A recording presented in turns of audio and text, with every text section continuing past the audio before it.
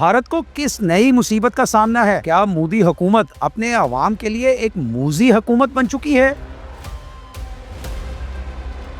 2 लाख से जायद भारतीय फौजी एहतजाज क्यों कर रहे हैं? रिटायर्ड फौजी ऑन ड्यूटी फौजियों के एहतजाज में किस लिए शरीक हो रहे हैं? क्या भारत अपने फौजियों को मतलूबा सहूलियात से महरूम रखे हुए है? क्या भारतीय हुकूमत की नजर में भारतीय फौजियों की कोई इज्जत नहीं है? क्या भारत अपने फौजियों को सिर्फ बलि चढ़ाना जानता है? आखिर भारतीय फौजियों का एहतजाज कब तक जारी रहेगा? ये सब कुछ देखिए इस वीडियो में।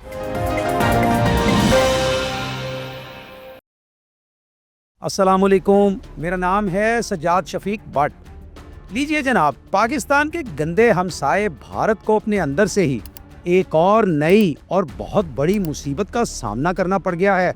भारत में कम से कम 2 लाख ऑन ड्यूटी फौजी हड़ताल पर चले गए हैं। भारतीय तिरंगे हाथों में उठाए बावर्दी फौजियों की पलटनों की पलटनें सड़कों पर मार्च कर रही हैं। और ये कोई फौजी मार्च नहीं, बल्कि ये एक एहतजाजी मार्च है।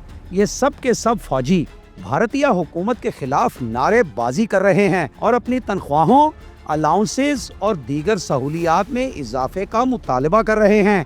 इन फौजियों का कहना है कि इनके तमाम मुतालबात के तस्लीम किए जाने तक उनके एहतजाज का ये सिलसिला इसी तरह जारी रहेगा। एहतजाज पर निकलने वाले भारतीय फौजियों का कहना है कि मोदी हुकूमत दर हकीकत एक मूजी हुकूमत बन चुकी है और उसे अपनी सरहदात की हिफाजत करने वाले फौजियों की सिरे से कोई परवाह ही नहीं है। ये सब फौजी 11 सितंबर से सड़कों पर हैं और मुसलसल एहतजाज कर रहे हैं, जबकि बहुत बड़ी तादाद में रिटायर्ड फौजियों ने भी ऑन ड्यूटी फौजियों के इस एहतजाजी सिलसिले में शिरकत इख्तियार कर ली है। भारतीय फौजियों का ये एहतजाज रियासत बिहार के शहर पटना में जारी है, लेकिन हुकाम की जानिब से अब तक इन फौजियों के साथ मज़ाकरात में किसी ने कोई दिलचस्पी जाहिर नहीं की। दरअसल भारतीय फौजियों ने ज़रूरियात के पूरा ना किए जाने और मराहत की अदम फराहमी के बाइस एहतजाज शुरू किया। भारतीय मीडिया के मुताबिक इंडियन आर्मी के एहलकारों ने रियासत बिहार के मुख्तलिफ शहरों में मुजाहरे करते हुए कहा कि अगर उनके मुतालबात पूरे ना किए गए तो एहतजाज का दायरा पूरे मुल्क में फैला दिया जाएगा। पटना में एहतजाजी फौजियों ने कहा कि हम कई बार मोदी हुकूमत और बिहार के हुक्मरानों को अपनी ज़रूरियात और मराहत के हवाले से दरख्वास्तें दे चुके हैं, लेकिन सुनवाई ना होने के बाइस हम सड़कों पर आने पर मजबूर हो गए हैं। भारत में फौजियों के इस एहतजाज की 3 बुनियादी वजूहात बताई जाती हैं।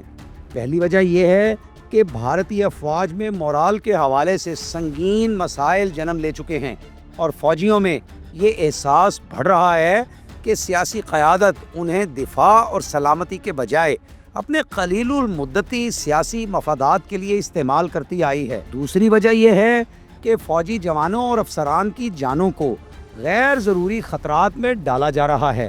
फिर तीसरी बात यह है कि पाकिस्तान के ख़िलाफ़ सख्त जारहाना रवैये, कश्मीरियों पर मज़ालिम और अक़लियतों के साथ नारवा सलूक ने अफवाज के अंदर मौजूद कम्युनिटीज़ के नुमाइंदों के हौसलों को शदीद मुतासिर किया है।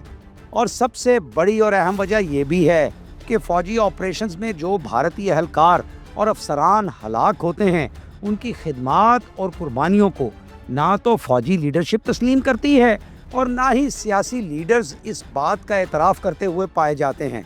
इन्हीं बातों की वजह से भारतीय अफवाज में मोराल के बड़े मसाइल पैदा हो रहे हैं। भारतीय फ़ौजियों में ये यकीन बढ़ रहा है कि बजाय इसके कि भारतीय फ़ौज को एक ज़िम्मेदार रियासती इदारे के तौर पर इस्तेमाल किया जाए, उन्हें सियासी मफादात के लिए इस्तेमाल किया जा रहा है।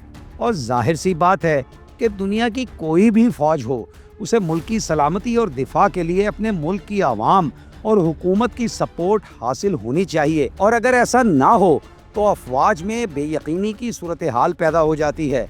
भारत में चूंकि फौज सियासी मकासद के लिए इस्तेमाल होती है और हर बार इलेक्शन से पहले फौज को फॉल्स फ्लैग ऑपरेशंस में इस्तेमाल किया जाता है, जैसे अभी पहलगाम में मोदी जी ने इस्तेमाल किया, जबकि भारतीय फौज के जवानों को सिर्फ इसलिए मार दिया जाता है कि इसका इल्ज़ाम कश्मीरियों या पाकिस्तान पर लगाया जा सके। जैसा कि मैंने आपको बताया کہ پہلگام کے حملے کا جیسے فالس فلیگ آپریشن کیا گیا اور پھر پاکستان پر الزام لگایا گیا اور اس میں جو فوجی مارے گئے وہ انہی فوجیوں کے ہاتھوں مارے گئے جو کہ بھارتیہ فوجی تھے۔ تو ان سب وجوہات کی بنا پر بھارتیہ فوج میں شدید بے چینی اور اضطراب کی کیفیت پروان چڑھتی چلی جا رہی ہے اور بھارتی فوج مسلسل ان مسائل کا شکار ہے۔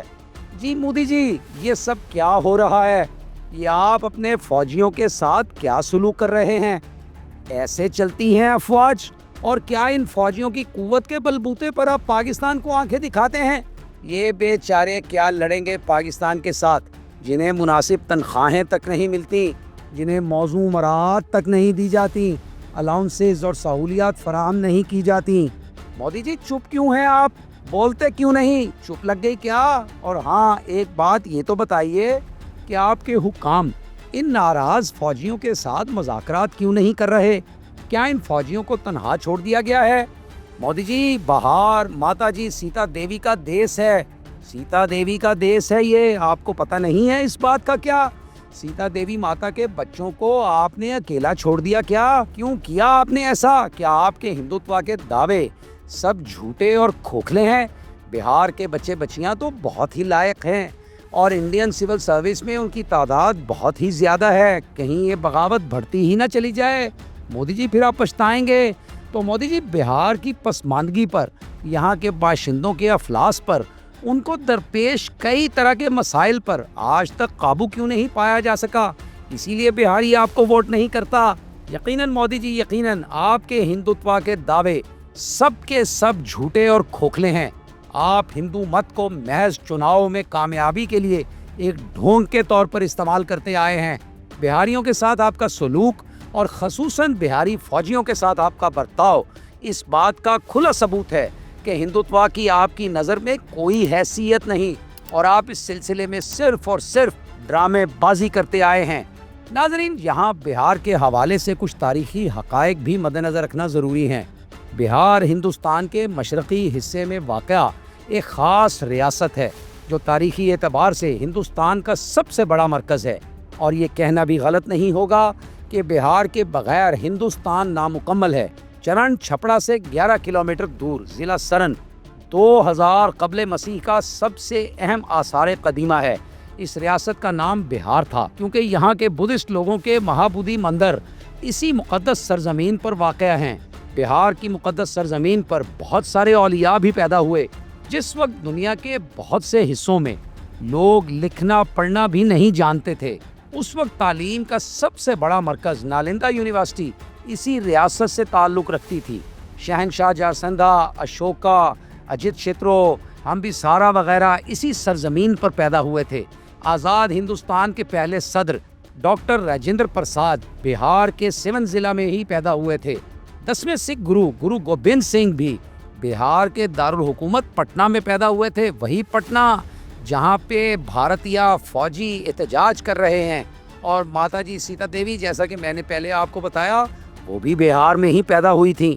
لیکن بہت سارے غیر ملکیوں کے حملوں اور انگریزوں کی ناقص سیاست کے سبب بہار ہندوستان کی ایک غریب اور پسماندہ ترین ریاستوں میں شامل ہے۔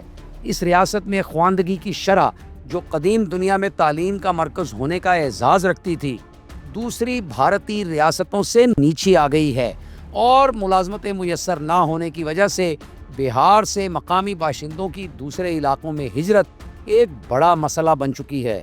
ناظرین، آپ کو کیا لگتا ہے، کیا جو فوج تنخواہوں میں کمی، سہولیات کی عدم فراہمی اور الاؤنسز کی بندش کا شکار ہو، وہ کسی دوسری فوج سے برسرے پیکار ہونے کی صلاحیت رکھتی ہوگی؟